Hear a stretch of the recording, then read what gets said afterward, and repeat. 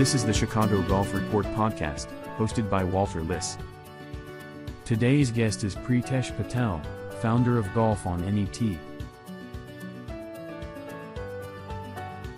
Let's begin. Can you tell me a little bit about Golf on NET? What's the premise behind it? How's it all come together? So I'll give you a little backstory about how it all started. So I was born and raised in England. While growing up, my uncle and my dad actually started, I guess, a little group, them and a couple of their friends. And one course they started with, and they had an unused tee time at each course. So they would call in and book a tee time when it was available. So if they asked for 10 o'clock, if they had it, they'd get it. If not, they'd get the next closest thing. So they did it for a year. And then the next year, more of their buddies were kind of interested, but they didn't have enough courses or tees. So they decided, okay, let's see what we can do. Let's go talk to some courses. So they started talking, and next thing you know, it just like snowballed. And now they're at 100 golf courses, 30 private clubs, hundreds of members.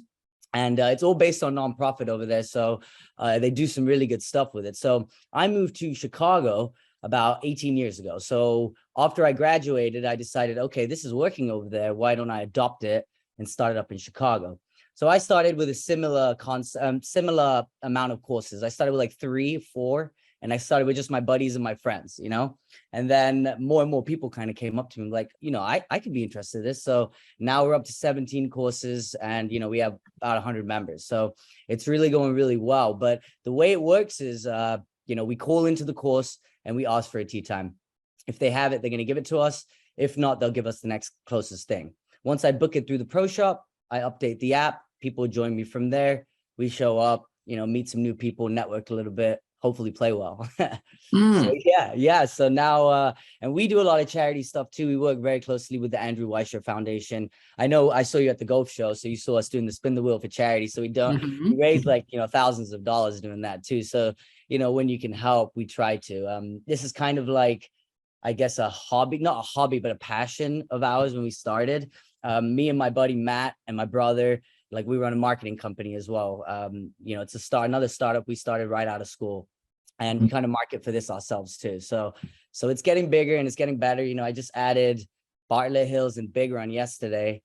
More and more courses are starting to feel like, okay, maybe this could work for us. Before COVID, golf was dying sport, to be fair. A lot of courses were closing. And then COVID hit, Tiger came back a little bit and some good stuff started happening for golf. So, hopefully we can stay there, but I think it's a benefit for the courses too, because, we're paying for tees whether we use them or not. And, more courses we get, the less usage at each individual course. So as we grow, it actually benefits the course as well. We can also go from, instead of 1 tee time, maybe let's start with 2 tee times now. We have more guys. We don't want to overflood you. Let's get another one, things like that have been coming together nicely over the last year or so. What are the benefits then you've heard from your members? What do they like about Golf on NET? So the best thing about it is the ease of access. So it's, you can have that scheduling ability where it's like you're off of work and you want to go play, but you don't want to maybe pay, a full price rate or even a twilight rate. You can go get in 3 or 4 holes and not having to worry about, paying full price. I mean, the cost of golf has also, it's just risen, it's getting crazy. Actually, some of these courses that used to be like $30, it's like 70 with a cart now. It's like wild. So definitely meeting new people. It hasn't really, I guess, fit into that mold yet. A lot of people play with their same groups, but we're trying new things. Like we're starting a GOAT League this year. We're going to start like a Stewart Cup matchup with a 2-on-2. We're going to try and do more things where we can get people interacting.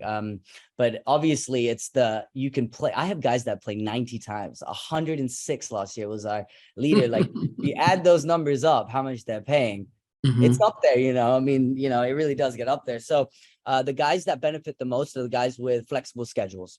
Monday through Friday, maybe they're not working, 9 to 5 corporate style in the office every day. Maybe they have some time where they can get out, 2-3 times a week even. But it's definitely the ease of access and the ability to play as much as you want at all these different courses. It's kind of a no-brainer for those guys that play a lot, and want to play different courses as opposed to one. So when you've talked to these 17 different courses that you have, what do you tell them as far as the immediate benefits that they'll see? Well, the cash up front is, or cash or credit up front, however they, check up front is usually a huge benefit. But also the fact that if you have outings, if you have leagues, if you have a full slate, we can't book if you guys are booked that day, we have to find another course.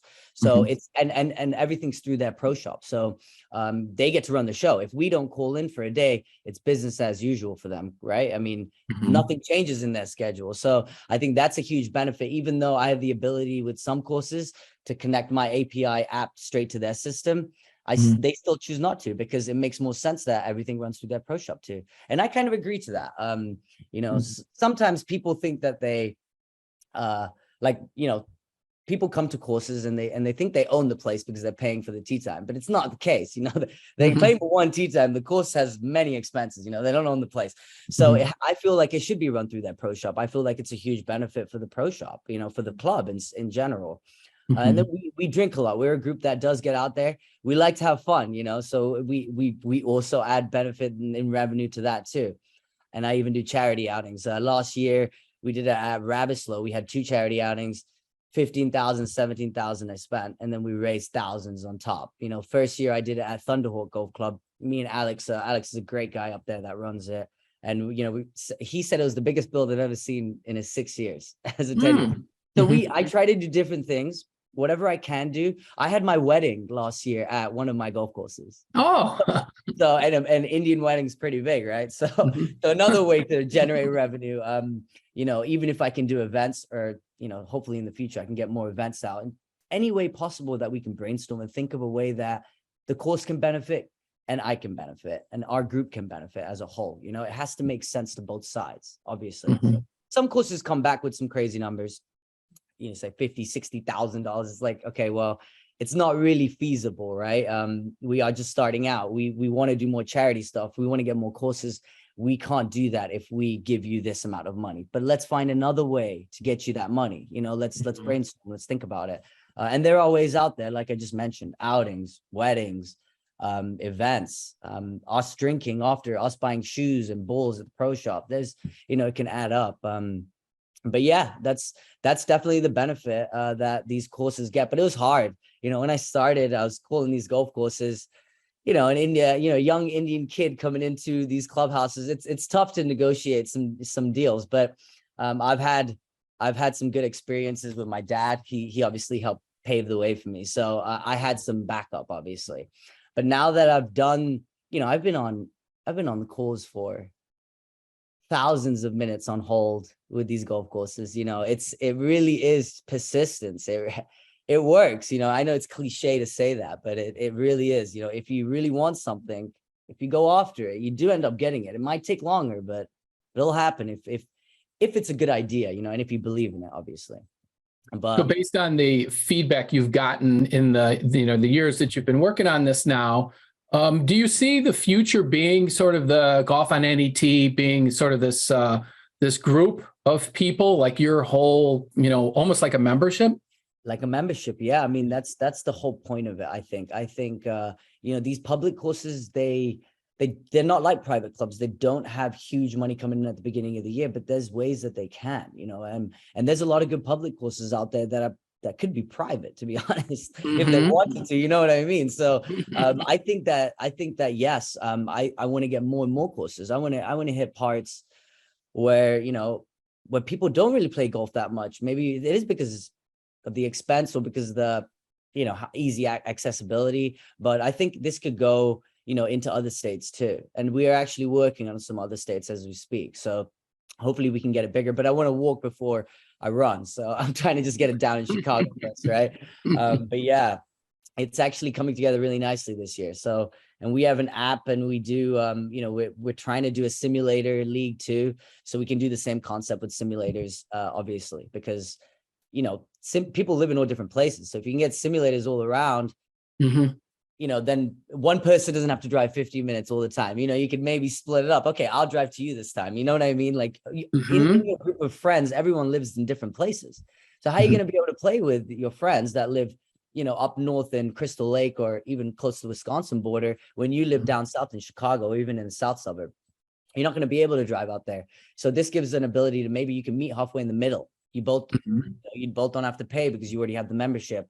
And it's, our membership rate's $2,000 and it includes a cart. So Mhm. it's, if you're going to get out 25 times plus, you can get your value.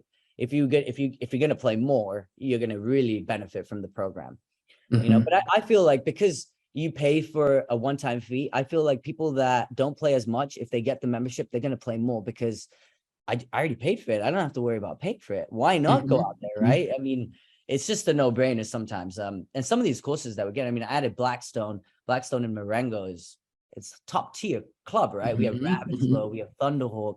We're starting to get nicer and nicer courses as well. So it can be that private club type of feel too. You may not get the amenities all the time, but some clubs like Blackstone, I mean, they have like locker rooms, it is a Mhm. private club feel, they have a gorgeous clubhouse. There's no reason why people that can't pay 10, 15, $25,000 a year for a membership can't have the luxury of feeling like they have a membership. Mhm. It doesn't have to be the most expensive thing in the world to not only have a membership sort of style, but to even play golf, because golf's expensive. Kids can't even get out and play when they're young because their parents can't afford it. So we want to do more things like that where, okay, if your dad joins, your kids can get in for $500, and stuff like that. We can start getting into what's like give others the opportunity. Some Mhm. golfers out there, they might be great, but we just will never see them because they never had the opportunity to get out there and try. So there's things that we can maybe do to help that. My end goal is to create a foundation too.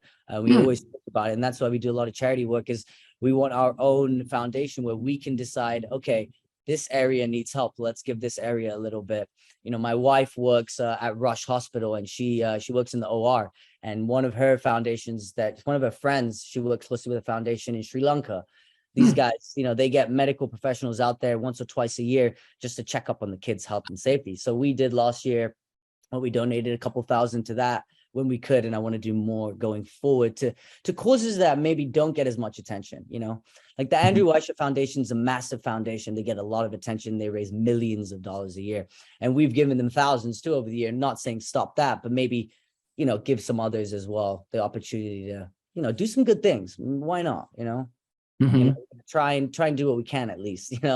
Sure. So I've Yeah. got some kind of rapid fire questions for you, kind of based on the model, because it's so intriguing. Yeah. How do you choose what time to book the tee time?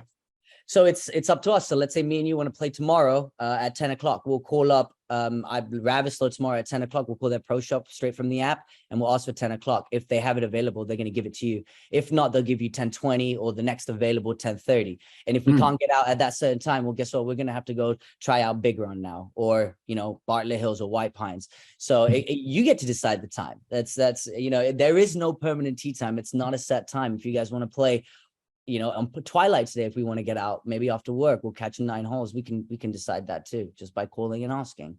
Nice. And looking it through them, and then update the app. And then let's say my brother wants to join, or my cousin, they can just hop right on it, or any member for that matter. Yeah. How have you done then year over year in terms of retaining the members?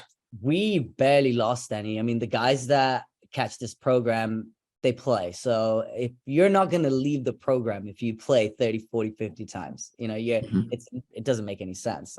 And we're growing. We've doubled in size in courses over the last 3 years. So tripled actually. Yeah. 4 to 17 now. Yeah. So it's not really, it's just getting more beneficial as time goes. There's no reason to leave because you might be missing out. So you mentioned the fact you've got to also have a marketing company. So Correct. it certainly seems to be very beneficial as you grow. What's worked for you to attract new customers? Social media marketing always works. Hitting the platforms like Instagram, LinkedIn, Facebook, Google. We get leads in, and then I actually do the follow-ups myself. So I get on the phone when I can. So I have hundreds to get through because the Chicago Golf Show is insane. So I do it myself, and I call them and I just let them know I'm Pre. This is how, Golf on NET, this is how the program works. I want you to know what you're signing up for, and that's why I'm calling myself. So to start, that's definitely the way I intend to keep doing it. Sure. And that works. But usually, like when I get a group, when I get a guy, the guy usually tells his friends, and I usually get 4 or 3.